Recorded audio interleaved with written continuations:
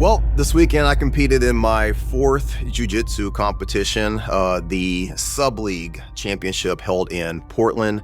And the result, I lost both of my matches. Honestly, this is probably the best competition experience I've had so far because for the first time I actually entered the competition with an actual game plan. Today I want to break down what worked, what didn't, and what I'm going to be doing moving forward. So one of the biggest positives is that I actually came into this competition with a game plan. In previous competitions, I basically just showed up and kind of reacted to whatever happened. This time I had a clear objective on the takedown that I wanted to hit, the type of defense that I wanted to play, and even the submission I wanted to go for. Now, truth be told, the takedown attempts, they didn't work. But here's the positive though, I actually attempted it. I generally pull guard, and in one competition I just sat down. I didn't even know you couldn't do that.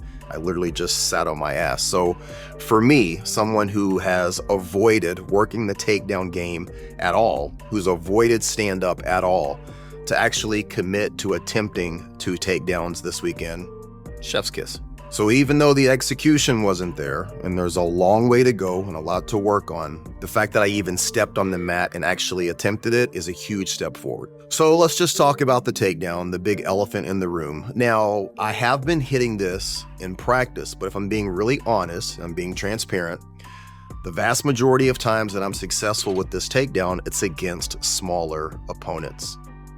I have not stress tested this with people who are either my size or a little bit bigger, and definitely not in a situation of a fully aggressive role. So that's first and foremost. The second big issue is that I can totally see, even here in this first and second match, where I'm not fully committing. I'm entering, but I'm not getting that, chest to chest contact, body to body contact, stepping through the person and then fully committing to the butterfly sweep. So this is a running theme that I can see throughout most of my competition. I'm understanding what skills to use. I'm even getting a little bit better on the timing, but the actual commitment and the follow through is just not there yet.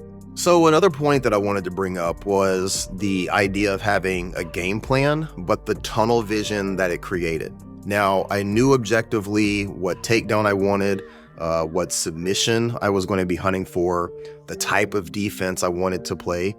But in a reality, it kind of gave me too much tunnel vision. So I believe the lesson here is that the game plan is important, but it can't come at the expense of total awareness. You have to be willing to adapt. So a really good positive was that for the first time, I know that I was actively listening to my coach and trying to do the skills that he was calling out.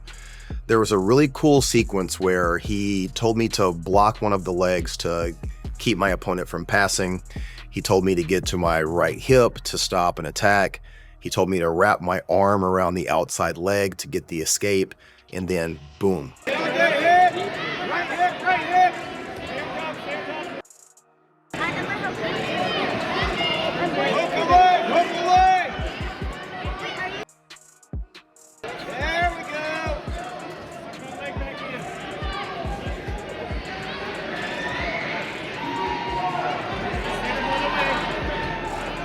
Legs on the hips! Push him away, Damien! He opens up, you need to control the legs, Pablo. He's open, control the legs. Turn the other way, turn you right. Come out. Capture the foot! Get the back down. Lift him up and get the back.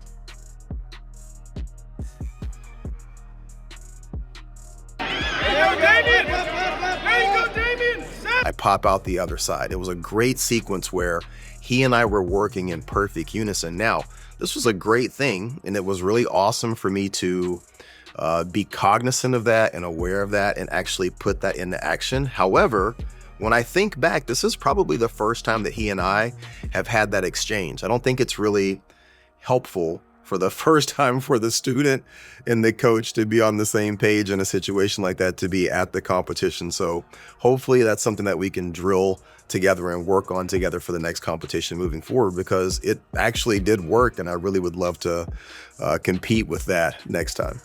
So one of the biggest drawbacks, however, is that I can totally see where I revert to my lowest level of confidence. And if I'm being really honest with you guys, my confidence over the last couple of months has been completely in the dirt. Not all related to jiu-jitsu, other stuff at work and in life and just everything in general. I'm not going to get into it, but my self-confidence, my view of myself, and in particular, my view of myself in jiu-jitsu has been very, very low.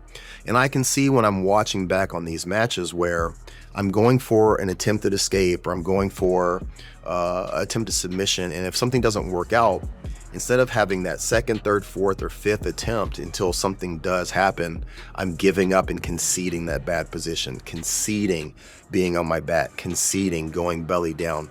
And I think that a lot of this comes back to when you're in those moments of high stress, that's generally when you revert to your lowest common denominator. So the only way to avoid that is to A, get into a better headspace, and B, train in situations where I'm more comfortable in that disadvantageous position. But that's something that I've really got to work on, and that's going to be my focus moving forward in the next couple of weeks.